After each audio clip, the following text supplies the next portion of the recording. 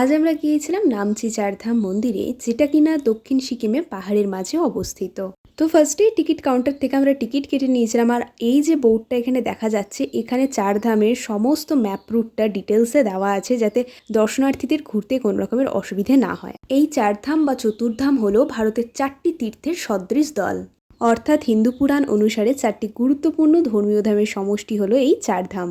ধামগুলি হল উড়িষ্যার জগন্নাথ ধাম অর্থাৎ পুরী, গুজরাটের দ্বারকা, তামিলনাড়ুর রামেশ্বর ধাম এবং উত্তরাখণ্ডের বদ্রীনাথ ধাম। এছাড়াও এখানে 12টি জ্যোতির্লিঙ্গের প্রতিরূপ রয়েছে। তাই এই চারধামে ঘুরতে এলে একই সময়ে এবং একই স্থানে যে কারো পক্ষে 4টি ধাম পরিদর্শন করা ভীষণ সহজ হয়ে ওঠে। মন্দিরের ভিতরের কারুকার্যগুলো এত সুন্দর যে বলার ভাষা নেই।